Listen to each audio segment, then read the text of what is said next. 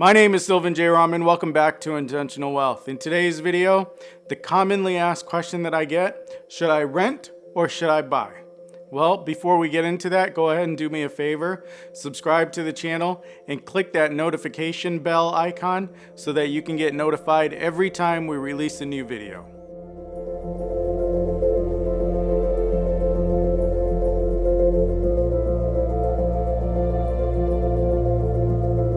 Should you rent or should you buy? Honestly, it's not a straight comparison, so it's hard to kind of figure out and pinpoint. But there is a formula and a percentage that I use. The percentage that I use is 7%.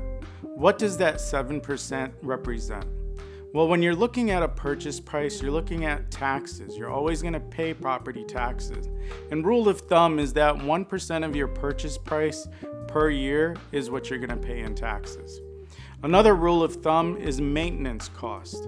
Unfortunately, when you own a home, you have to do the maintenance.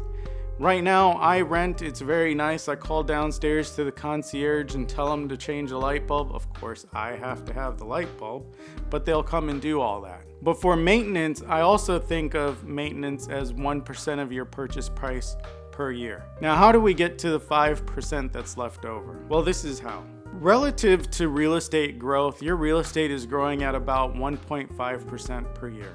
The other cost that we're thinking about is the cost of equity. What is equity? Well, actually, you're putting down payment down, anywhere from 3% to 20% down payment. Now, why I say that there is a cost to that, and we call it an equity cost, you can also call it an opportunity cost. That if you were to put that 20% down payment in something else, let's say stocks or a different type of investment, can that bring you more money somewhere else? And that's what I like to think of as equity costs. So there's two things that people invest in. They either invest in real estate and they invest in stocks. Stocks on average have been bringing a 7% return yearly, whereas real estate has been bringing a 1.5% return. Now the difference between those two percentages are 5.5. And now when you add in your 1% for taxes and your 1% for maintenance cost, you get a 7.5% number. To make things easier, let's round it down to 7%. So now that we know the percentage number that I use, how do we use that? You take the purchase price of the house you're looking at, you multiply it by 7%, and you divide that by 12. That is a monthly number. If you can rent for less than that monthly number, it makes more sense to rent. Now that isn't a hard and fast rule, but it's something to go off. So for me, in my instance, I rent a 2-bed, 2-bath in downtown Chicago. The average price for that 2-bed, 2-bath is $360,000. If I were to put 20% down, that would be $72,000. And at an interest rate of 5% amortized over a 30-year term, I would be looking at a mortgage payment of $1,546. Now remember, that doesn't include my insurance, but it does account a little bit for my taxes. So if I'm renting for $2,800, but I can afford this place at $1,546, give or take, then it probably makes still more sense to buy this place. The issue is that I don't want to buy this place because it's a 2-bedroom, 2-bath. I would love a 3-bedroom, 2-bath in the same building. Now to get into a 3-bedroom, 2-bath, we're looking at an average purchase price of $590,000. With 20% down, I'm going to be looking at $118,000 that I need to put down. At an interest rate of 5% over 30 years, we're looking at a mortgage payment of $2,533. Now, if I'm still renting at $2,800, it probably makes sense for me to still buy this place. Now, you can also do the calculation the opposite way. If you know what you can afford monthly, then what you can do is, in my case, $2,800 a month times 12 months divided by 7%. That gives you a house that I should technically be able to afford for $672,000. Now that we know what I should be able to afford based on my rental and the mechanics that go into it, let me tell you about what I've decided. So technically we know that I should be able to afford a house that's $672,000. Does that mean I'm gonna go and buy a house or a condo that's $672,000? No. And this is why.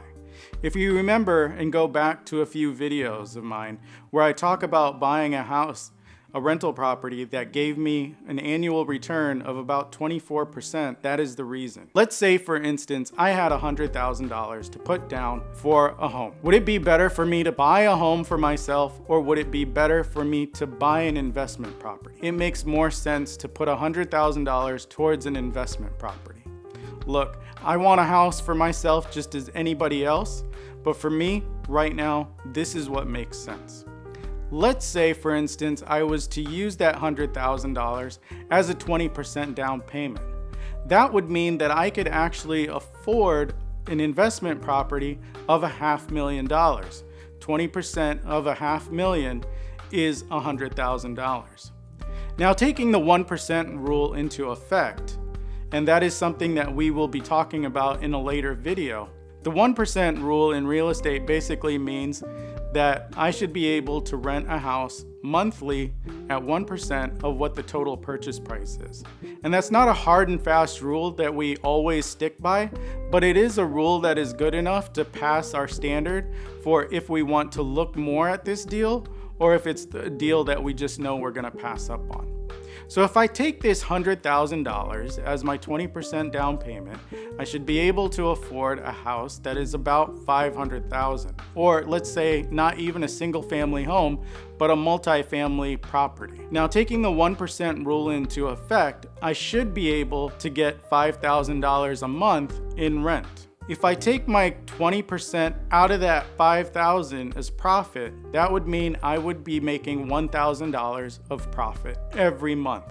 Times that by 12, that's $12,000 a year in profit.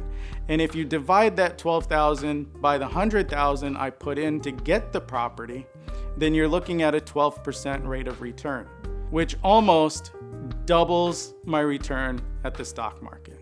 I do not put 20% down on real estate investments. In fact, the property that I showed you as an example or used as a case study of a property that I actually bought, I actually only put 8.8% down and was able to get a 24% return on my investment. Now, let's say we put 10% down, right? So we use that same $100,000 as a 10% down payment. That basically means I should be able to purchase a property that's valued at $1 million. Now, if I have a $1 million property, that basically means I should be able to collect a monthly rent of $10,000.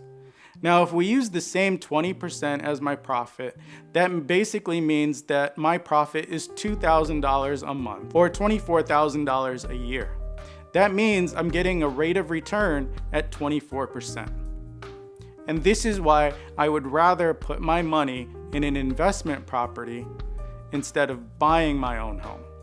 Now, this doesn't mean that everybody out there should buy an investment property, but it's something that you need to decide if that's something you want to get into. In fact, I think of myself as being fortunate to find some of these deals. And I have great partners that I work with. Like I said before, this 7% rule is not something that is hard and true. It is just a number to go off by. At the end of the day, buying or renting comes to a personal decision for the person that's buying the house. Now, if you think you're gonna put your money in the stock market, this is definitely a rule that I would kind of go by to judge if you can afford a home or not. Plus, there are different ideas on when you should be able to afford a home or rent. So those are other things that you want to think about as well. You want to know where you are in your financial position, which I think is number one. Do not go and buy a house thinking that you can afford it if all of your money is going to your house and you have nothing left at the end of the month. I think that is living poor and you shouldn't do it. One thing I can say is if you're gonna buy a house and all of your money is gonna go into that house to afford that mortgage payment, you definitely shouldn't do it. You should build up your financial position before making that decision to buy a house. Just because I can put $100,000 down for another property or for a set of properties doesn't mean that I'm not gonna buy my own house sooner than later. Like I said, it's a personal decision and I have someone I need to answer to. If you like what you've heard here today or you think you got some valuable information, please consider subscribing to the channel, like and share the video, follow me on Facebook, Instagram, and Twitter, and we'll see you next week. Scene 2, take 1. And action. Should you rent or buy? Well, honestly, that's a personal question that's up to you.